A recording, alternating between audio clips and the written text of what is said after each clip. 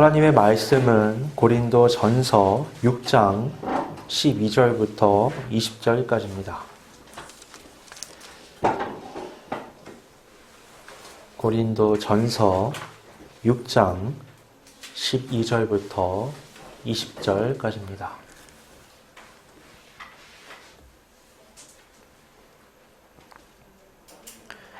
공독하겠습니다.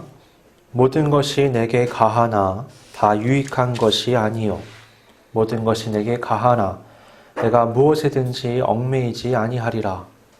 음식은 배를 위하여 있고 배는 음식을 위하여 있으나 하나님은 이것 저것을 다 패하시리라. 몸은 음란을 위하여 있지 않고 오직 주를 위하여 있으며 주는 몸을 위하여 계시느니라. 하나님이 주를 다시 살리셨고 또한 그의 권능으로 우리를 다시 살리시리라. 너희 몸이 그리스도의 지체인 줄을 알지 못하느냐? 내가 그리스도의 지체를 가지고 창녀의 지체를 만들겠느냐? 결코 그럴 수 없느니라. 창녀와 합하는 자는 그와 한 몸인 줄을 알지 못하느냐? 일러스되 둘이 한 육체가 된다 하셨나니 주와 합하는 자는 한 영이니라. 음행을 피하라. 사람이 범하는 죄마다 몸 밖에 있거니와 음행하는 자는 자기 몸의 죄를 범하느니라. 너희 몸은 너희가 하나님께로부터 받은 바 너희 가운데 계신 성령의 전인 줄을 알지 못하느냐? 너희는 너희 자신의 것이 아니라 값으로 산 것이 되었으니 그런즉 너희 몸으로 하나님께 영광을 돌리라. 아멘.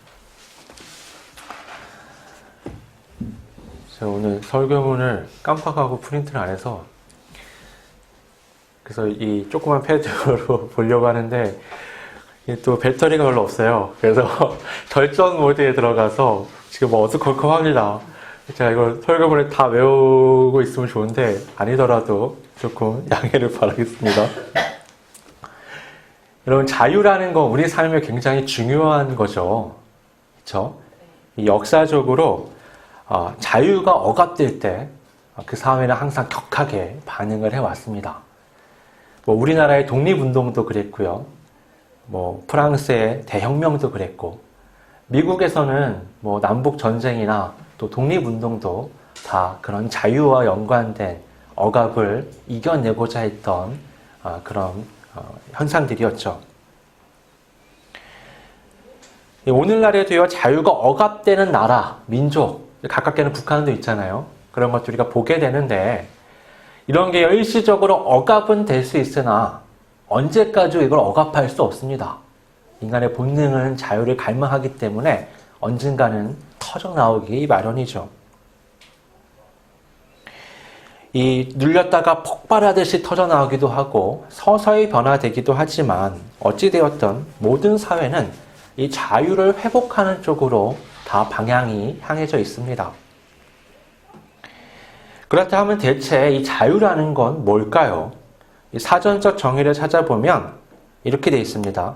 남에게 구속을 받거나 무엇에 얽매이지 않고 자기 마음대로 행동하는 일 또는 그러한 상태.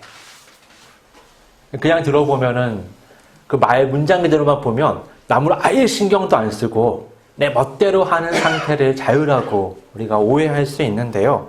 사실은 이건 아주 개인적인 영역에서의 정의라고 말할 수 있습니다. 그러니까 내 자유라는 권한이 있는데 나에게 이것이 누군가에게 침해받지 않는 상태가 이게 순수하게 나의 자유라고 말할 수 있는 거죠. 근데 이게 사회적으로 살펴보면, 관계로 놓고서 보면 다른 사람의 자유를 침해하지 않는 한, 남에게 피해를 주지 않는 한에서 내가 최대한 마음껏 할 수 있는 상태가 자유라고 말할 수 있는 겁니다. 이 사회 안에서는요, 나의 자유가 중요한 만큼이나 다른 사람의 자유도 중요한 거죠. 이거를 그냥 축약해서 우리가 한 단어로 얘기하자면 오늘날에는 인권이라고 말할 수 있는 겁니다. 자유와 인권이라는 건 굉장히 밀접한 연관이 있어요. 그런데 문제가 있습니다. 나의 자유와 남의 자유의 이 경계는 어떻게 할까요? 어떻게 자로 잰 것처럼 딱 재가지고 구분을 지을 수 있을까요? 그럴 수 있다면 얼마나 좋아요.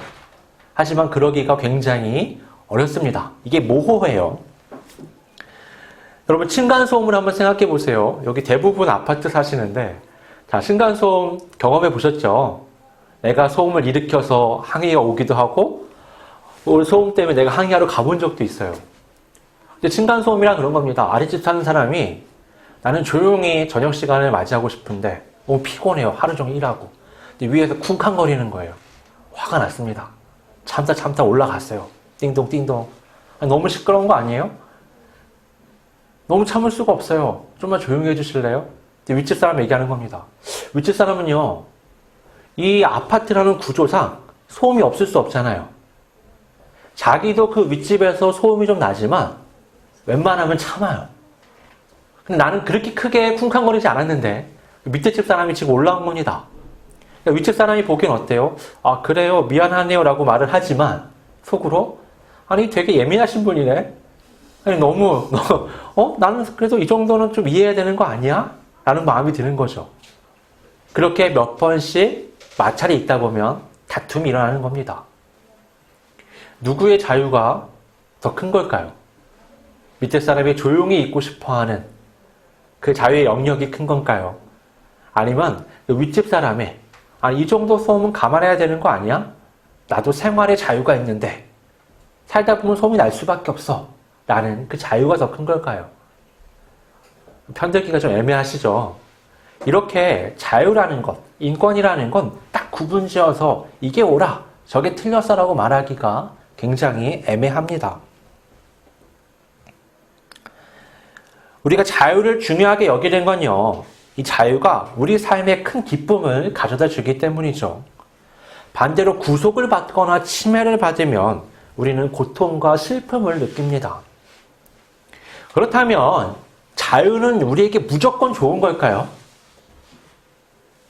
내가 돈을 많이 벌었어요. 그 돈으로 마약을 합니다. 즐거워.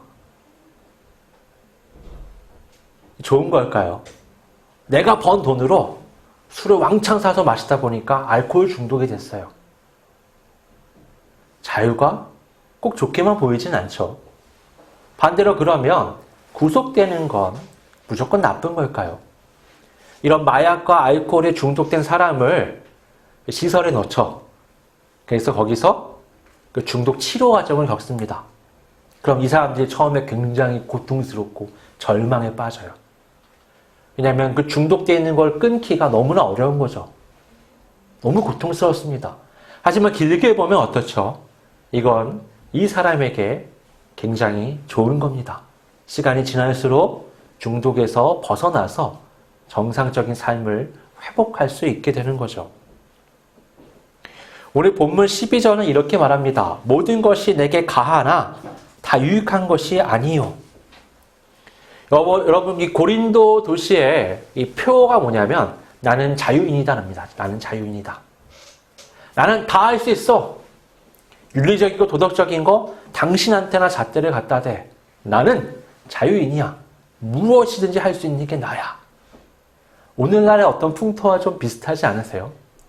오늘날의 흐름이 이거랑 비슷합니다. 바울은요, 여기에 대해서 반대하지 않습니다. 그래, 자유인이 맞아. 하지만 자유롭다고 해서 모든 것이 나에게 유익이 되는 건 아니야. 또 이어서 말씀합니다. 모든 것이 내게 가하나 내가 무엇이든지 얽매이지 아니하리라. 오늘날 우리는요, 우리가 무엇을 선택하고 하는 게 내 자유에 의한 것이라고 믿습니다. 그쵸? 근데요, 사실상 우리는 스스로 원하는 것을 택하고 할 수 있는 능력이 없어요. 중세에요, 마틴 루터와 각을 세웠던 사람 중에 에라스무스라는 사람이 있습니다. 이 사람이 주장했던 게 뭐냐면 자유의지라는 거예요. 우리는 선하고 옳고 좋은 것들을 선택할 수 있게 창조되었어. 우리 이걸 할 수 있는 사람들이야. 거기에 대해 마틴 루터가 노예의 의지라는 걸 주장합니다.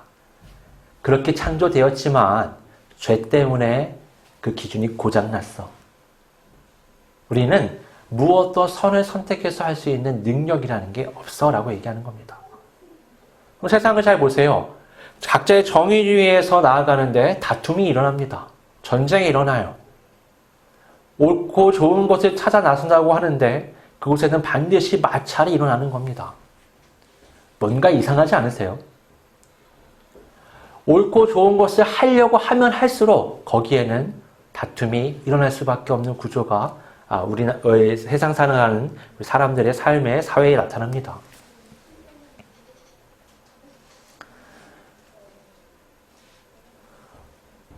오늘날 우리가 구원에 대해 갖는 생각은요, 이게 전적인 하나님의 은혜라는 거죠. 이 자유의지라는 건 이런 거예요, 여러분. 그래, 십자가 하나님의 은혜지. 하지만 플러스 선행을 해야 해. 우린 그럴 수 있는 능력이 있어. 노예의지를 주장한 마틴 루터는 이런 겁니다. 우린 100% 하나님의 은혜로만 구원받을 수 있어. 나는 선행을 할 수 있는 의지가 없어. 그래서 믿음으로만 구원을 받는다라고 말하는 거예요. 이게 오늘날 우리의 신앙이잖아요. 만약에 우리가 자유의지를 통해서 무언가 스스로 선행을 할 수 있다. 그것으로 하나님 앞에 인정받는다면 우리는 십자가의 완전성을 거부하게 되는 겁니다. 예수님의 십자가가 내 구원에 있어서 100% 능력을 발휘해야 하는데 나의 선행이 거기에 끼어들기 시작하면 십자가는 오히려 불완전한 것이 되어버리는 거예요. 십자가가 아무리 능력이 많더라도 내가 선행을 해서 하나님 앞에 인정을 받아야 된다. 그건 십자가로만의 구원을 거부하는 것이 되어버리는 겁니다. 그렇게 오늘 본문에서 바울이 한 말을 우리는 이해할 수 있습니다. 우리가 자유롭게 모든 것을 할 수 있다고 말하지만 사실은 어때요? 거기에 자유의지로 선택한 것이 아니라 노예의 의지로 선택해서 거기에 매여버리는 거죠. 그래서 중독에 빠지고 죄에 빠지는 겁니다. 여러분, 충분한 옷이 있는데 또 옷을 살고 싶은 욕구는 자유의지일까요? 아니면 노예의지일까요? 난 충분히 살이 쪘는데, 제 얘기입니다. 근데 자꾸 고열량의 음식이 땡겨요. 먹고 싶은 거예요. 이건 자유의지일까요? 노예의지일까요? 여러분, 이런 것만 있는 게 아닙니다. 운동을 해서 난 건강해지고 싶어. 근데 너무 운동을 해서 몸에 무리가 왔어요. 그런데도 운동이 하고 싶어. 이건 자유의지일까요? 노예의지일까요? 난 사람들을 위해 봉사하고 싶어. 열심히 봉사해요. 도가 지나쳐서 가족들은 챙기지 않으면서 봉사만 해. 이건 선한 거예요? 자유의지일까요? 노예의지일까요? 바울은 여기에 대해서 그 어떤 것에서 자신을 매이지 않겠다라고 말하는 겁니다. 고린도 도시의 두 번째 표현은 뭐냐? 13절에 음식은 배를 위하여 있고 배는 음식을 위하여 있다입니다. 살기 위해 먹느냐? 먹기 위해 사느냐? 비슷하죠? 이건 근데 사실 여기에서 말장난처럼 보이는데 한 걸음 나가면 이렇게 되는 겁니다. 성적 쾌락은 몸을 위한 것이고 몸은 성적 쾌락을 위해 있는 것이다. 여기로까지 진행되는 표현이에요, 사실. 이것이 이 본능적인 게. 여기에 대해 바울은 이렇게 말합니다. 하나님은 이것저것을 다 폐하시리라. 그리고 몸의 가치에 대해 새롭게 의미를 부여해요. 몸은 음란을 위하여 있지 않고 오직 주를 위하여 있으며 주는 몸을 위하여 계시느니라. 이건 사실 굉장히 놀라운 표현입니다. 그 당시에 고린도 도시뿐만 아니라 그 당시 헬라 문화권 안에 들어가 있는 모든 세계의 사람들은요, 이 몸을 아주 불완전한 껍데기에 불과한 걸로 여겼어요. 벗어버려야 할 것. 왜 그런 생각을 했냐면 이게 헬라 철학의 영향 때문에 그렇습니다. 이게 사실 오늘날까지도 우리에게까지 신앙의 영향을 줘서 우리가 자꾸 몸과 영혼을 분리해서 생각을 해요. 여러분, 성경이 원래 히브리어로 적혀 있죠. 성경이 유대인들이 적었습니다. 신약 성경조차도. 이 유대적 사고방식 안에서 하나님이 하나님을 조명해서 보여주셨잖아요. 그 세계 안에서 사람은 영혼과 몸으로 구분되지 않아요. 찬찬히 설명을 좀 드려볼게요. 이 플라톤 철학에서 중요한 건 이데아라는 겁니다. 이데아. 조금 어려우셔도 자 쉽게 한번 들어보세요. 이데아라는 건 뭐냐? 우선 영적인 세계가 있는 거예요. 거기가 뭐냐? 오리지널의 세계. 거기에 사과라는 게 오리지널 사과가 한 개 딱 존재해요. 근데 오늘날 우리가 살아가는 시대에 우리가 무수히 많은 사과를 보잖아요. 먹기도 하고. 근데 사과 모양이 다 달라요. 맛도 다르고 향도 다르고 다 다릅니다. 저 오리지널은 진짜라서 완전한 거고요. 여기에 그 다 다른 사과들은 다 불완전한 거예요. 이 세계에 이 물리적인 모든 것들은 다 저 영적인 세계의 그림자, 모조품 같은 겁니다. 그래서 이건 다 불완전한 거고 다 썩어 없어질 거고 벗어버려야 될 거예요. 우리의 영혼은 그 이데아의 세계에서 이 땅에 와서 육을 입었는데 결국에 다시 이데아의 세계로 돌아갈 겁니다. 제 얘기가 아니고 플라톤의 얘기예요. 그렇기 때문에 이 육체를 굉장히 불완전한 것으로 여기는 거예요. 이런 논리를 따라가면요, 사람들은 두 가지 극단적인 선택을 하게 됩니다. 하나는 뭐냐? 육체를 아주 극한까지 억압해서 모든 자극을 끌어내는 거예요. 마치 불교의 명상을 하는 것 같은 그런 부분들이 여기 들어가 있는 겁니다. 왜냐하면 이 육체의 불완전함을 따라서 내 영혼에까지 영향을 미치니까 이 모든 것을 끊어내려는 노력을 하는 거예요. 또 하나는 뭐냐? 이 육체를 그냥 욕망대로 내버려 버리는 겁니다. 어차피 벗어버릴 거.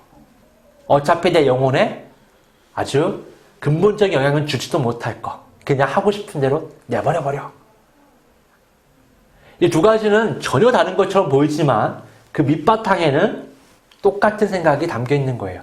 육체와 영혼은 분리되는 거야. 육체는 썩어 없어질 거야. 이게 교회 안에까지 들어왔어요. 사람들이 이 땅에서의 삶, 이 땅에서의 우리의 가정, 이 땅에서의 삶의 많은 부분들을 굉장히 무가치한 것으로 여기고 죽어서 가는 하늘나라만 바라보면서 마치 그 하늘나라를 꿈꾸며 지금을 참는 것 같은 삶을 살게 만드는 겁니다.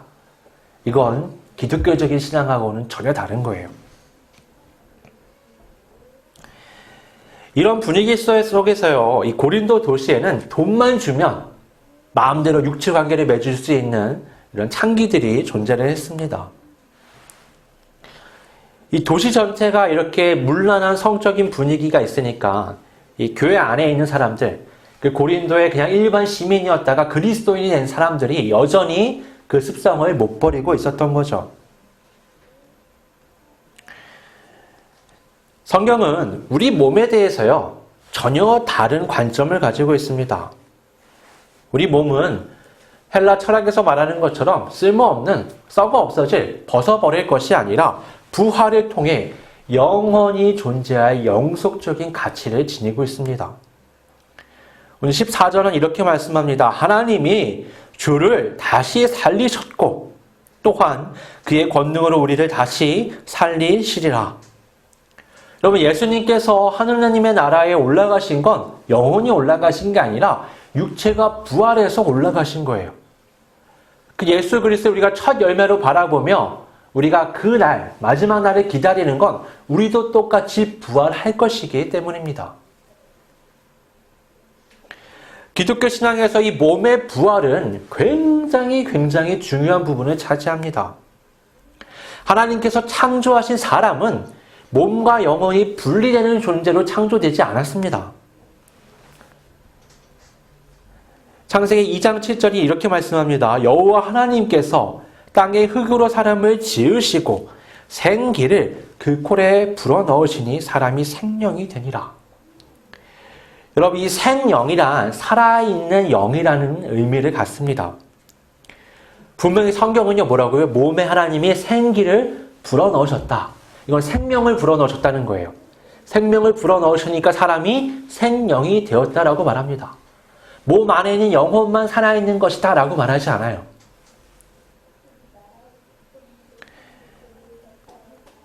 사람은 영혼과 몸으로 분리되는 존재가 아닙니다.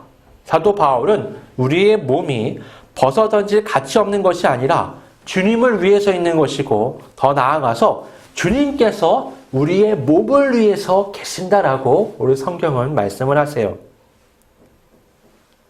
오늘 본문에는요, 우리의 몸으로 도저히 합할 수 없는 존재로서 창녀가 나타납니다.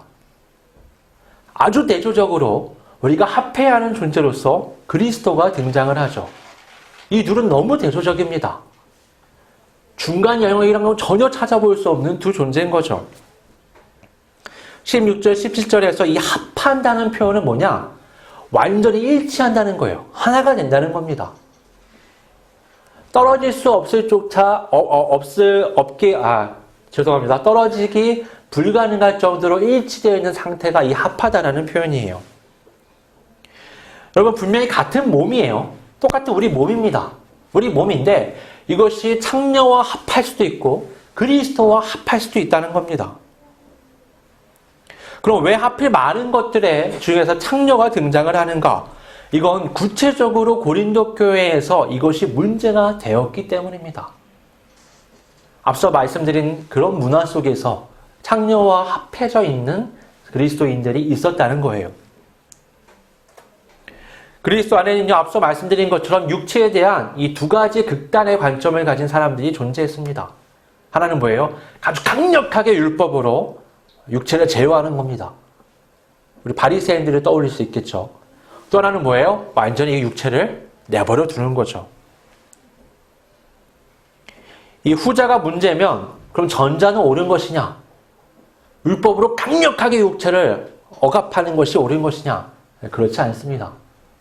바울은요, 이 양극단 사이에서 진리를 선포하고 구원의 길을 온전히 걸어가야 돼요. 그런 어려움이 있는 상태에서 지금 말을 이어가고 있는 겁니다. 바울은요, 우리 몸의 가치가 어떤 것인지에 초점을 맞춰서 지금 얘기를 합니다. 16절에서요, 창녀와 합하는 자는 어떻게 해요? 둘이 한 육체가 되었다고 나와 있죠. 반면에 17절에서는 주와 합하는 자는 한 영이 된다라고 말씀합니다.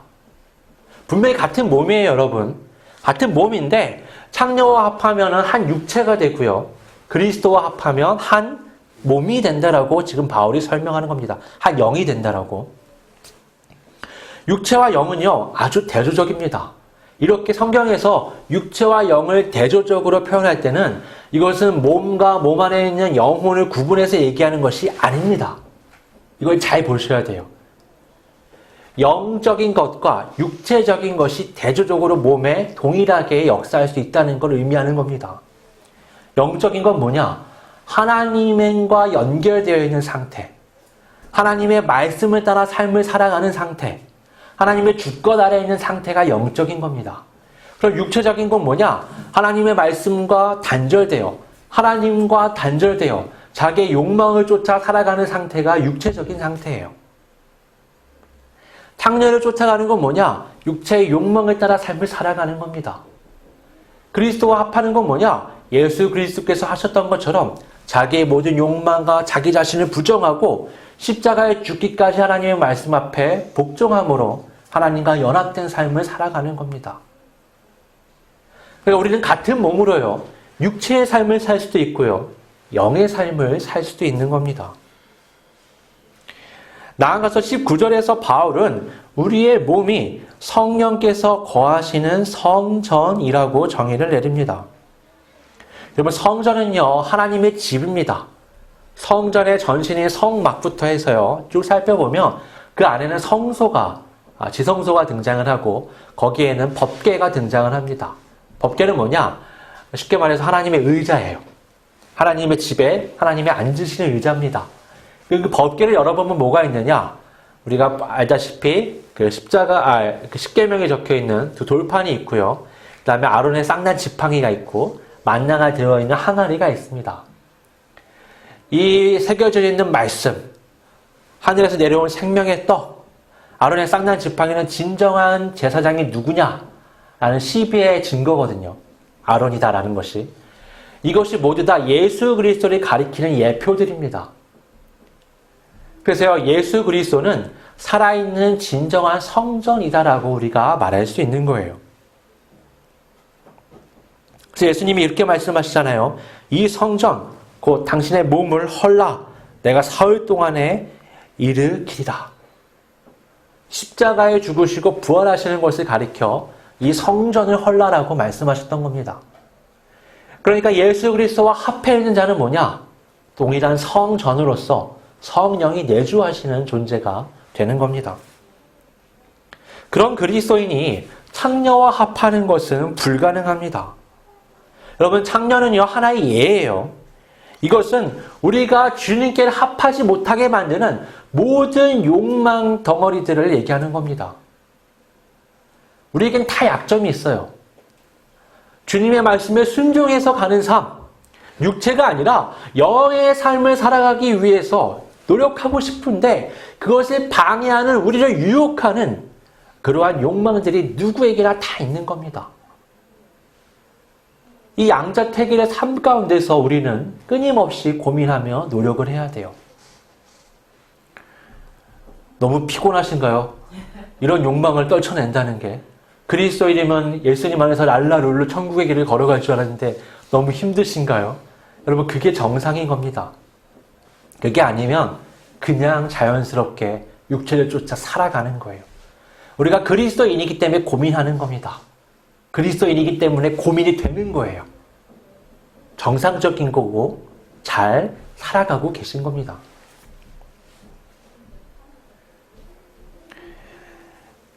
여러분, 창녀를 선택하는, 욕망을 선택하는 게 자유의지에 따라 선택하는 것 같지만 앞서 말씀드리다시피 노예의 의지입니다. 진정한 자유로운 의지는 뭐냐? 그 노예의 의지에 따라 살아가던 삶을 단절하고 하나님의 말씀을 따라 하나님의 주권 아래에서 살아가는 거예요. 기독교에서 말하는 자유가 그래서 세상에 말하는 자유랑은 다릅니다. 우리의 자유는 뭐냐? 더 이상 내 멋대로 살아가지 않게 하는 것. 더 이상 그 얽매임에서 벗어나는 것. 그래서 하나님의 말씀 안에서 내가 의지를 갖고 그 말씀에 따라 삶을 살아가는 것. 그것이 우리에게 있어서 자유의 의미라고 말할 수 있습니다. 20절은 이렇게 말씀합니다. 값으로 산 것이 되었으니 그런즉 너희 몸으로 하나님께 영광을 돌리라.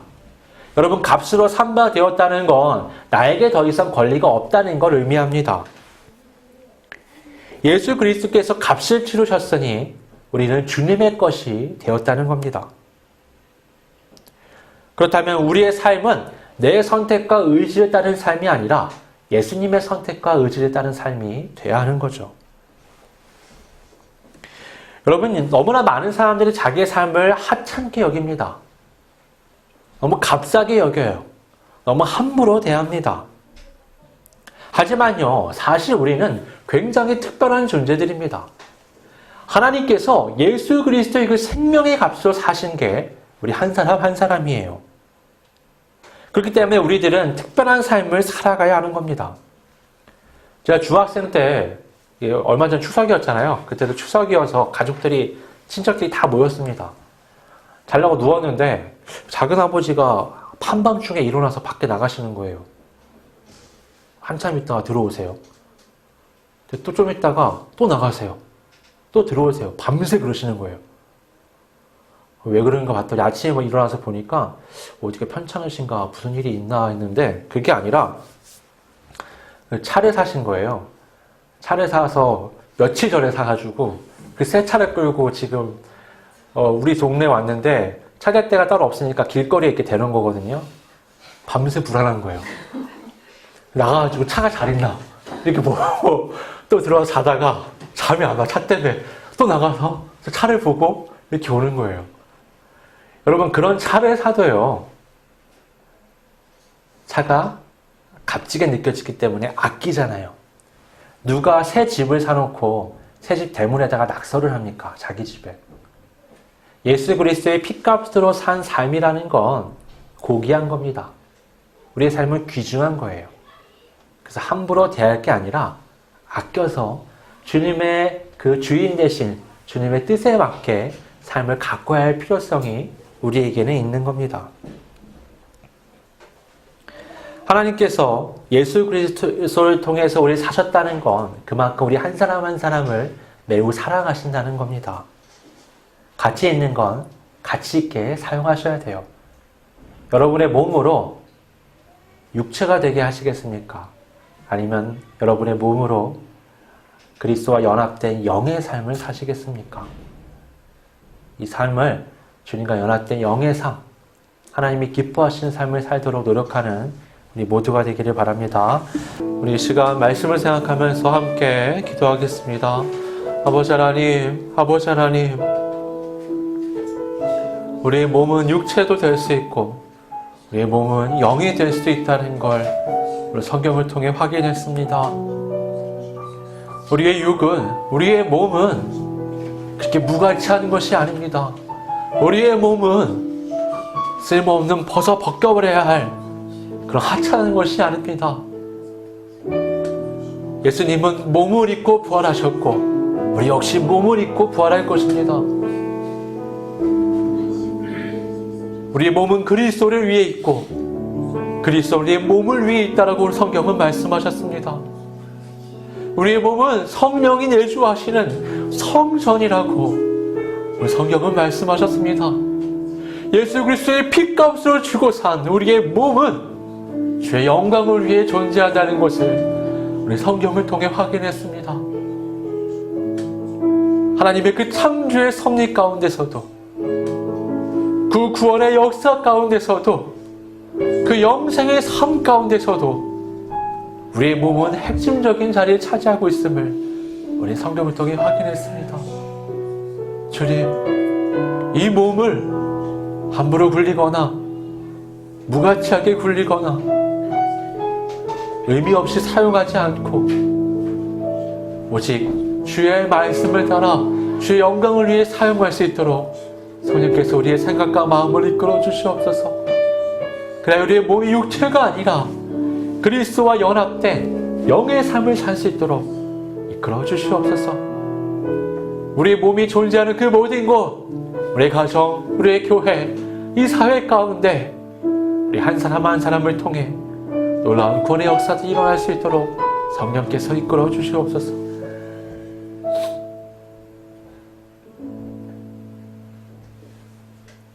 아버지 하나님, 오늘 말씀을 통해서 우리의 몸의 가치에 대해 다시 한번 확인을 했습니다.